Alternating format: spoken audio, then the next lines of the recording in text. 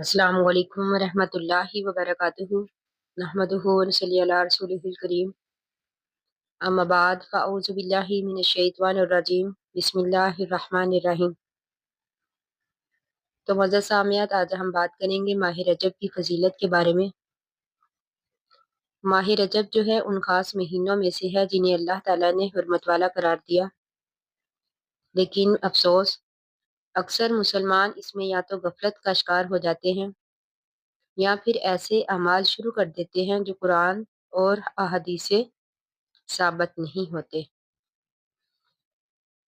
तो इसलिए हमें चाहिए कि हम माह रजब में वही काम करें जो हमारे नबी से साबित है, जो कुरान और हदीस से साबित है, क्योंकि इबादत का ख़ास मकसद अल्लाह ताला की रज़ा हासिल करना है।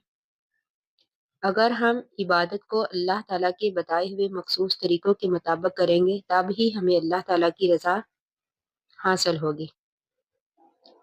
माह रजब जो है ये बरकतों का महीना है, यह शबान और रमज़ान की तैयारी का वक़्त है। तो अगर हम आज से ही ये 3 काम शुरू कर दें तो इंशाअल्लाह रमज़ान जो है हमारे लिए आसान हो जाएगा। तो आइए हम बात करते हैं उन 3 कामों के बारे में। सबसे पहले नंबर पर सच्ची तौबा। रजब का महीना तौबा का महीना है। अल्लाह सुब्हान व तआला फरमाते हैं कि अल्लाह ताला तौबा करने वालों को पसंद करता है। अगर हम आज ही से तौबा करें, गुनाहों को छोड़ने का इरादा कर लें, तो इंशाअल्लाह वो अल्लाह ताला हमें माफ़ करने पर कादिर है। इसी तरह दूसरे नंबर पर है नमाज और जिक्र की पाबंदी। याद रखें, जो शख्स रजब में नमाज का आदी हो जाए, इंशाअल्लाह वो रमज़ान में भी साबित कदम रहेगा। इसलिए हमें चाहिए कि हम 5 वक़्त की नमाज अदा करें, अल्लाह के ज़िक्र को अपना मामूल बना लें, दरूद इब्राहिमी ज़्यादा से ज़्यादा पढ़ें। तो इसी तरह तीसरे नंबर पर है रमज़ान की तैयारी। रजब में कुरान से रिश्ता जोड़ें, रोज़ों की मशक करें, दिल साफ़ करें और माफ़ करें।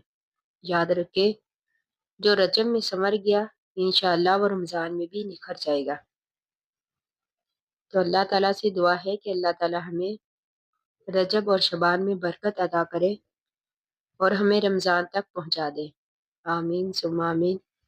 आखिरु दावाना अनिल हम्दुलिल्लाहि रब्बिल आलमीन। अस्सलामु अलैकुम व रहमतुल्लाहि व बरकातुहू।